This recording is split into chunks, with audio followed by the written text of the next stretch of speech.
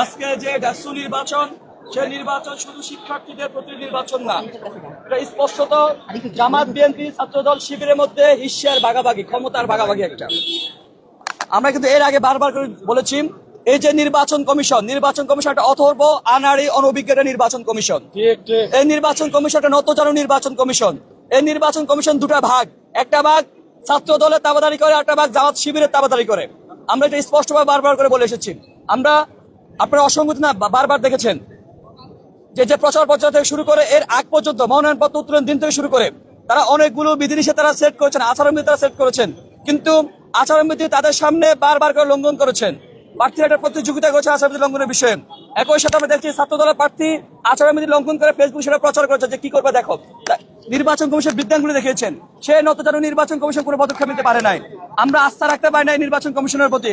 তারা আবারও বারবার করে বলেছেন যে আমরা ডাকসু নির্বাচন দিন আমরা সুন্দর একটা সুষ্ঠু একটা নির্বাচন আমরা উপহার দিব। আমরা বলেছি আপনারা পারবেন না, কিন্তু তারা বারবার করে বলেছেন যে আমাদের ভরসা রাখো, আল্লাহ ভরসা আমরা ভালো কিছু করবো। আজকে আমরা দেখেছি তারা যে অথর্ব একটা আনাড়ি অনভিজ্ঞ নির্বাচন কমিশন, সেটা চোখে আঙ্গুল দিয়ে দেখিয়ে দিয়েছে। আমরা দেখেছি একটা গোষ্ঠী, একটা ছাত্র সংগঠন, একটা রাজনৈতিক দল বাহির থেকে মেকানিজম করেছে, একটা রাজনৈতিক দল একটা ছাত্র সংগ্রাম ভিতর থেকে মেকানিজম করেছে। আমরা দেখেছি সাদিক কায়ুম তিনি ভিতরে গিয়ে ভিতরে বিষয়টা মেকানিজম করতেছেন। আমরা দেখেছি বাহির থেকে ছাত্রদল মেকানিজম করেছেন, কোনো সুনির্দিষ্ট নীতিমালা কেউ মান্য করেন নাই। আমি বারবার করে যে চিফ রিটার্নিং কর্মকর্তা যিনি আছেন, অন্যান্য রিটার্নিং কর্মকর্তা যিনি আছেন, তাদেরকে আমি তাদের দ্বারস্থ হওয়ার চেষ্টা করছি, তাদেরকে কন্ট্যাক্ট করার চেষ্টা করছি, তারা আমাদেরকে বিন্দুমাত্র রেসপন্স করেন নাই, ক্ষেত্রবিন্দু রেসপন্স করছেন। আপনারা জানেন এই টিএসসি মতো জায়গায় ভোট ব্যালট পেপারের মধ্যে সাদিক কায়ুম ফরাদের যে নামটা সে ভোটটা আগে ফিল আপ করা, এই বিষয়ে যখন আমি গোলাম রাব্বানিকে যখন ফোন দিন, তখন গোলাম রাব্বানি আমাকে বলেন যে চিফ রিটার্নিং অফিসার যে অন্যতম একজন রিটার্নিং অফিসার, তিনি আমাকে বলেন যে কাদের সমস্যার সমাধান করে দিয়েছি। বললাম যে কি সমাধান করেছেন? বললো আমি তো হচ্ছে এই যে ব্যালট পেপারটা পাল্টে দিয়েছি, এটা হচ্ছে তাদের সমাধান। বন্ধুগণ, এই যে পরিস্থিতি আমরা বারবার করে বলেছি, এই যে নির্বাচন কমিশন, এই যে ঢাকা বিশ্ববিদ্যালয় প্রশাসন, তারা ক্ষমতার হিস্যার ভাগাভাগি করতেছেন, তারা প্রত্যেকে বিভিন্ন ভাগে বিভক্ত তারা তাবাদারি করতেছেন। আজকে একটা বিষয় স্পষ্ট করে বলতে চান, 5 আগস্টের পর কথা ছিল এই যে শিক্ষার্থীরা জীবন দিয়ে, যে শিক্ষার্থীরা অঙ্গহানির বিনিময়ে এই ক্যাম্পাসকে স্বাধীন করেছেন, এই বিশ্ববিদ্যালয়কে স্বাধীন করেছেন, এই দেশকে স্বাধীন করেছেন, তাদের স্বার্থের কথা চিন্তা করেন প্রত্যেকটা রাজনৈতিক দল রাজনৈতিক সদিচ্ছার জায়গাটা এনশিওর করবেন, এখানকার ছাত্র রাজনীতি কাঠামোটা নিশ্চিত করবেন, যে সকল সিদ্ধান্ত নেন না কেন সেটা অবশ্যই শিক্ষার্থীদের স্বার্থের কথা মাথায় রেখে করবেন। কিন্তু আমরা কি দেখেছি বন্ধুগণ, আজকে একটা বিষয় স্পষ্ট করে এখানে বলতে চাই, আমরা দেখেছি 5 আগস্টের পর এখানে বিসি কে হবেন, প্রক্টর কে হবেন, সেটা হচ্ছে দলিত আবাদার ভিতরে ভাগাভাগি হয়ে যাচ্ছে। আমরা দেখেছি বিসি এবং প্রক্টর জামাত থেকে এসেছে, আমরা দেখেছি বাদ বাকি পদগুলা সেগুলো বিএনপি থেকে এসেছে। আমরা দেখেছি প্রক্টর অফিসে প্রত্যেকটা প্রক্টর, সহকারী প্রক্টর প্রত্যেকটা জামাতের সাথে জড়িত, প্রত্যেকটা জামাতের রাজনীতির সাথে জড়িত। আমরা যদি বলি আমাদের যে মেন প্রক্টর আছেন তিনিও জামাতের রাজনীতির সাথে জড়িত। আমরা যদি বলি রফিক স্যার সহকারী প্রক্টর, তিনি শাহবাগ তারা জামাতের তিনি সেক্রেটারি হিসেবে আছেন। আমরা সকলে স্পষ্টভাবে জানি প্রক্টরের সাথে সকল প্রক্টর জামাতের রাজনীতির সাথে জড়িত। আমরা যদি বিসির কথা বলি তিনিও জামাতের রাজনীতির সাথে জড়িত। আজকে অনেকগুলো বিষয় স্পষ্ট করে বলতে হয়। আমরা দেখেছি বিশ্ববিদ্যালয় প্রশাসন যারা ডিন আছেন, যারা হল প্রভাষক আছেন, তারা নিজের মধ্যে ভাগাভাগি করে নিয়েছেন, কিছু বিএনপিকে দিয়েছেন, কিছু জামাতকে দিয়েছেন। এভাবে প্রত্যেকটা জায়গায় শিক্ষার্থীদের স্বার্থের জায়গাটা সবসময় পূর্ণ করা হয়েছে। আমরা বলেছি বারবার করে, আমরা দেখেছি প্রত্যেকটা দিন, প্রত্যেকটা বিভাগের চেয়ারম্যান, প্রত্যেকটা নীতি নির্ধারণ পর্যন্ত যত ব্যক্তিবর্গ আছেন প্রত্যেকটা ভাগাভাগি করা হয়েছে। আপনি দেখেন আরেকটা বিষয় স্পষ্ট করে বলি, এই যে অথর্ব বিসি তিনি নিয়োগ পাওয়ার পর থেকে কিন্তু এই যে প্রক্টরকে তিনি বারবার ড্রাইভ করতেছেন। কিন্তু আমরা দেখেছি এই 5 আগস্টের পর নতুন করে একটা ফর্মুলা তারা হাজির করলেন এই বিসি, তিনি এসএমটি গঠন করলেন। এসএমটি হচ্ছে সিনিয়র ম্যানেজমেন্ট টিম। তিনি বললেন যে আমি বিসির ক্ষমতাকে আমি ভাগ করে দিতে চাই। এসএমটি বা সিনিয়র ম্যানেজমেন্ট টিম, আপনি দেখেন সিনিয়র ম্যানেজমেন্ট টিম কাকে করেছেন? বিসির 2 প্রক্টর এবং ট্রেজারার, বিসির 2 প্রভিসি, ট্রেজারার এবং প্রক্টর। আপনারা জানেন যে প্রক্টর তার প্রটোকল বলে সে একজন শিক্ষকের মর্যাদা সমান, তিনি বিসির চেয়ে আরো 30 গুণ পরে নিচে তিনি আছেন, 30 পদ নিচে তিনি আছেন।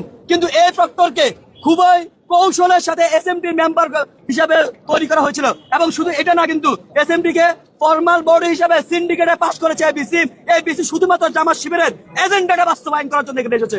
আমরা দেখে শুনেন এই যে প্রক্টর যিনি নিয়োগ হয়েছেন, এখন প্রক্টর নিয়োগ হওয়ার আগে তার কলিগদের কি বলেছেন, আমি প্রক্টর হবো, আপনি অমুক জায়গায় হবেন কিনা। এটা 5 আগস্টের পরবর্তী ঘটনা। কিন্তু আমরা দেখেছি এই প্রক্টর বিসি কিভাবে বিশ্ববিদ্যালয় হলগুলোতে শৃঙ্খলা কমিটির নামে কিভাবে ছায়া প্রশাসক হিসেবে কাজ করেছেন, বারবার করে মেকানিজম কিভাবে করেছেন। আমরা দেখেছি কিভাবে ডাকসু নির্বাচনকে রিগিং করা হচ্ছে। আমরা দেখেছি কিভাবে ডাকসু নির্বাচনকে বারবার করে পিছিয়ে দেওয়া হচ্ছে। এটা সম্পূর্ণ দলীয় প্রভাব বিস্তারের একটা আদর তৈরি করা হচ্ছে।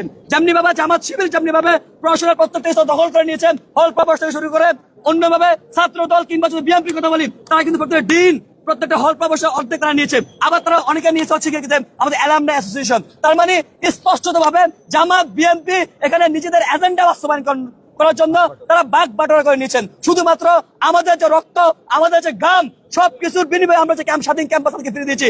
এই বিসি এই প্রক্টর আমাদের রক্তের উপর পড়া দিয়ে সে পদ্ধতিতে বসেছেন। এই প্রক্টর এখন গিয়ে এই প্রত্যেকটা প্রশাসন লোকজন এখন কি আমাদের স্বার্থ বিরোধী কাজ কারবার করতেছে। এখন তারা নানা চরকদার কথাবার্তা বলতেছেন, কিন্তু আমরা তো জানি ভাই আপনি কে, আপনি বিগত কি করেছেন, এসএমটি নিয়মে আপনি কি কাজ করেছেন। আমরা একটা তথ্য কেন্দ্র দিচ্ছি। এই প্রক্টর আপনি জানেন যে নির্বাচন কমিশন পরিচালনার জন্য 170 জন পোলিং অফিসার নিয়োগ দেওয়া হয়েছে। সেটা শুধুমাত্র প্রক্টর জানেন, এর বাইরে কেউই জানে না। কিন্তু নির্বাচন কমিশন কে কে থাকবে সেটা প্রক্টর জানেন। প্রক্টর চলেছে শিবিরের যে মতাদর্শ, তার এজেন্ডা, শিবিরের পরামর্শ এই প্রক্টর চলে। আমরা দেখেছি যে 5 আগস্টে গত 5 আগস্ট যে শিবিরের প্রোগ্রাম বানচাল করার জন্য, শিবির বন্ধ করার জন্য প্রক্টর পারে না। কিন্তু তার মানে প্রক্টরের চেয়ে আরো একটা বড় বড় বিশ্ববিদ্যালয় এক্সিস্ট করতেছে। মূলত প্রক্টর এসএমটি কিভাবে চলে দেখেন। আমাদের যে বিসি আছে দেখেন, অথর্ব একজন বিসি, সে বিসি নিজে কোনো কাজ চায়, নিজে কথা বলা করে ন্যূনতম সেন্স নেন। তিনি শুধুমাত্র এসএমটি গঠন করেছেন, তাকে প্রক্টর পরিচালনা করবেন। সকল প্রকার বিধিনিষেধ তোয়াক্কা করে প্রক্টরকে তিনি এসএমটি মেম্বার হিসেবে তিনি এখানে উপস্থিত করেছেন। মিটিং এর মধ্যে শুধুমাত্র প্রক্টর কথা বলেন, বিসি শুধুমাত্র হা হা হু করেন। আমরা বারবার করে দেখেছি এই যে সামগ্রিক পরিস্থিতি কারণে, বাগ বাটোয়ার পরিস্থিতি কারণে আজকের নির্বাচনে ব্যাপার হচ্ছে। শিক্ষার্থীদের সকল বাধা উপেক্ষা করে কিন্তু আজকে নির্বাচনে স্বতঃস্ফূর্ত অংশগ্রহণ করেছেন। কিন্তু স্বতঃস্ফূর্ত নির্বাচনকে প্রশ্নবিদ্ধ করার জন্য বিশ্ববিদ্যালয় প্রশাসন, অথর্ব নির্বাচন কমিশন প্রত্যেকে দায়ী। আমরা সেটার জন্য তাদেরকে নিঃশর্ত ক্ষমা চাইতে হবে এখানে এসে, এবং একই সাথে নির্বাচন কি হবে না হবে সেটা শিক্ষার্থীদের সাথে আলাপ আলোচনা করার পরবর্তী সিদ্ধান্ত।